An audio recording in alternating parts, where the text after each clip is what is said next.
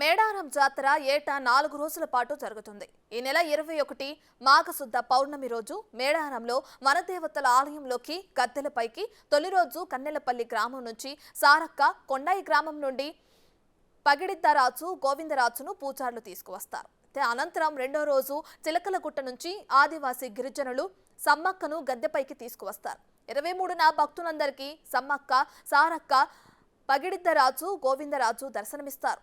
అనంతరం 24న వనదేవతలను వనప్రవేశం చేయడంతో మేడారం జాతర ముగుస్తుంది. ప్రస్తుతం మనం మేడారంలో ఉన్నటువంటి సమ్మక్క సారక్క వనదేవతలకు సంబంధించినటువంటి ఆలయంలో ఉన్నాం. మనం చూడవచ్చు, ప్రస్తుతం మనం సమ్మక్క ఆలయంలో ఉన్నాం.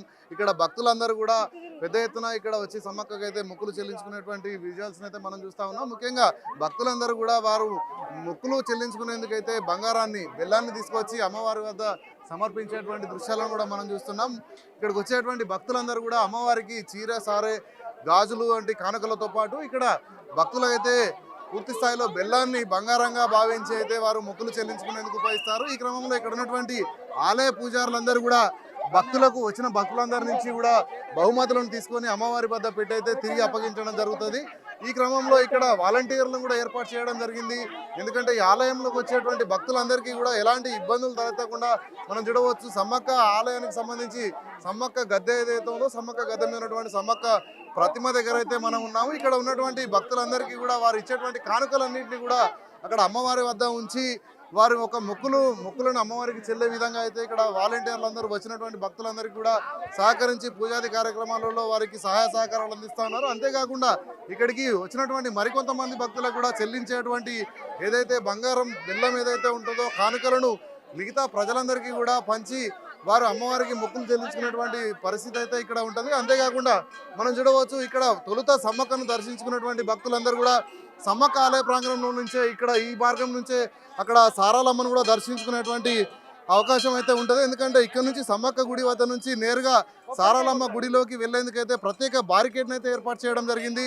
ఇక్కడ ఉన్నటువంటి పూజారులందరూ కూడా ఎప్పటికప్పుడు ఇక్కడ పూజారులందరూ కూడా వచ్చిన భక్తులందరికీ ఎలాంటి ఇబ్బందులు లేకుండా అయితే ఇక్కడ వారిని ఒక ఆలయం నుంచి మరొక ఆలయానికి పంపించేందుకు ఇటు పోలీసులు కానీ, అదేవిధంగా ఇక్కడ ఉన్నటువంటి ఆలయ పూజారులు ఏదైతే ఆదివాసీ గిరిజన సంస్కృతికి సంబంధించినటువంటి వాళ్ళ సాంప్రదాయ ప్రకారం అయితే ఇక్కడ సమ్మక్క పూజలు అందుకున్న అనంతరం అయితే ఇక్కడ సారక్క ఏదైతే ఆలయం ఉందో సారక్క ఆలయానికి కూడా భక్తులందరూ కూడా ఇక్కడికి వస్తారు. వారు కూడా అక్కడ ఏ విధంగా అయితే చీర సారణ అయితే బహుకరిస్తారో అదేవిధంగా ఇక్కడ కూడా బెల్లంతో పాటు, అంటే బంగారంగా భావించేటువంటి బెల్లం, అదేవిధంగా సారలమ్మకు చీర సారెతో పాటు గాజులు, పసుపు, కుంకాన్ని కూడా భక్తులందరూ కూడా ఇక్కడ అందిస్తారు. ముఖ్యంగా ఇక్కడ వచ్చినటువంటి భక్తులందరికీ కూడా ఆలయానికి సంబంధించినటువంటి శ్రీ సమ్మక్క సారక్క జాతరకు సంబంధించినటువంటి ఒక టీషర్ట్స్ వేసుకొని కూడా వారందరూ కూడా భక్తుల నుంచి ఇచ్చేటువంటి కానుకలన్నింటినీ కూడా అమ్మవారి చెంతకు చేర్చి అమ్మవారికి అయితే అక్కడ మొక్కులు చెల్లించేందుకు వాళ్ళు సహకరించి ఇక్కడ వచ్చిన భక్తులందరికీ కూడా సహాయ సహకారాలు అందిస్తారు. అంతేకాకుండా ఇక్కడ సమ్మక్క సారక్క దర్శనం పూర్తయిన వెంటనే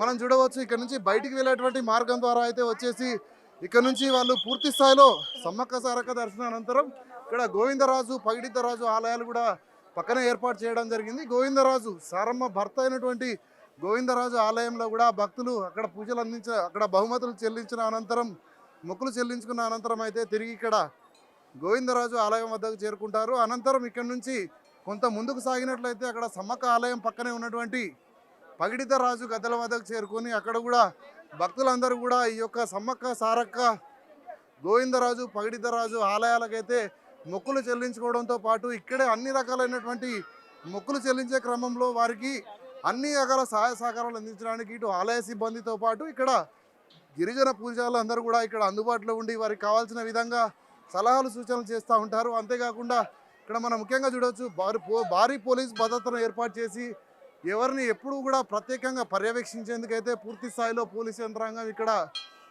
మోహరించడం జరిగింది. అంతేకాకుండా ఇక్కడ ఆలయంలో భక్తుల తాకిడి ఎక్కువగా ఉన్న నేపథ్యంలో చాలామంది భక్తులు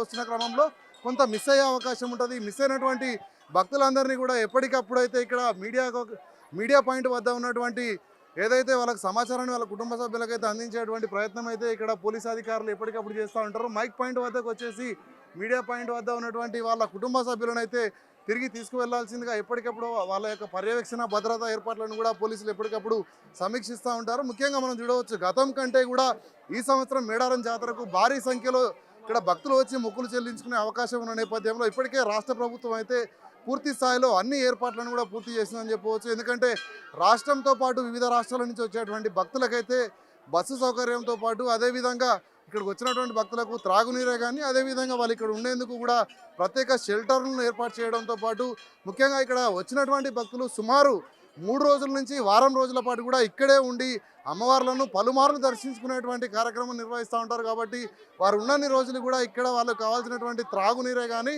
అదేవిధంగా మరుగుదొడ్ల సౌకర్యంతో పాటు వారు ఉండేందుకు పూర్తి స్థాయిలో లైటింగ్ అన్ని ఏర్పాట్లు కూడా ఇక్కడ స్థానికంగా ఇక్కడ ఏర్పాట్లు అయితే చేయడం జరుగుతుంది. మనం చూడవచ్చు ప్రతి ఏటా కూడా మేడారం జాతరకైతే రాష్ట్ర ప్రభుత్వం కోట్లాది రూపాయలు వెచ్చిస్తూ ఉంటుంది. ఈ సంవత్సరం కూడా 75 కోట్ల రూపాయలను వెచ్చించడం జరిగింది. ఇక్కడ తాత్కాలిక మరమ్మతులతో పాటు వచ్చేటువంటి భక్తులకైతే ఎలాంటి ఇబ్బందులు లేకుండా అయితే రాష్ట్ర ప్రభుత్వం అధికారులందరినీ కూడా ఎప్పటికప్పుడు ప్రత్యేక సమీక్షా సమావేశాలు నిర్వహించి భక్తులకు ఎలాంటి అవాంఛనీయ ఘటనలు కానీ ఎలాంటి ఇబ్బందులు కానీ తలెత్తకుండా అయితే ఇక్కడ ఏర్పాట్లలో పూర్తి స్థాయిలో అధికార జిల్లా యంత్రాంగం అంతా కూడా నిమగ్నమై ఉంటుంది. అదేవిధంగా ఎండాకాలం ఉన్న నేపథ్యంలో ఇక్కడ భక్తులందరూ కూడా ఎలాంటి అనారోగ్య సమస్యలు కనుక ఎదురైతే వెంటనే వారిని ఆలయం పక్కనే ఉన్నటువంటి యొక్క వైద్య సేవలు ఏదైతే ఉందో ఇక్కడ మెడికల్ క్యాంపును కూడా ఏర్పాటు చేయడం జరిగింది. మెడికల్ క్యాంపులో ఎప్పటికప్పుడు అక్కడ వైద్యులు ఉండడంతో పాటు అక్కడ 30 బెడ్ల ఆసుపత్రిని కూడా ఏర్పాటు చేయడం జరిగింది.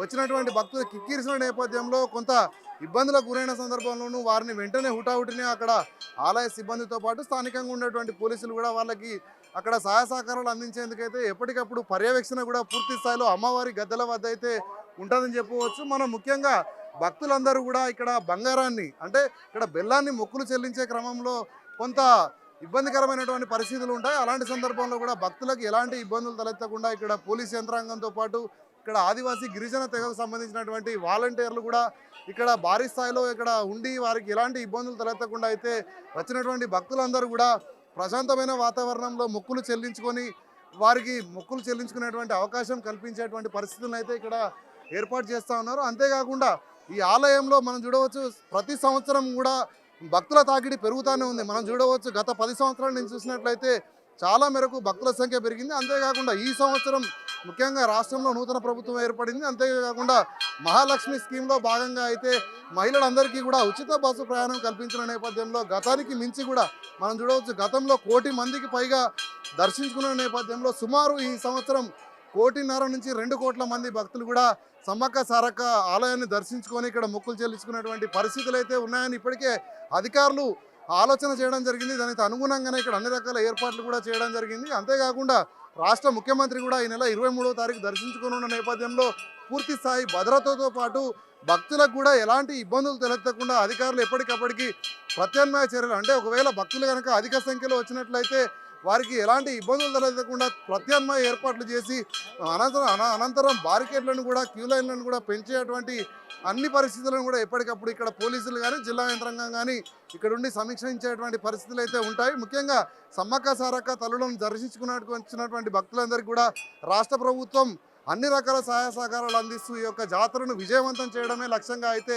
ఈ నెల 21వ తేదీ నుంచి 24వ తేదీ వరకు పూర్తి స్థాయిలో సమ్మక్క సారక్క జాతరను అయితే నిర్వహించేందుకైతే అన్ని ఏర్పాట్లను పూర్తి చేస్తుంది.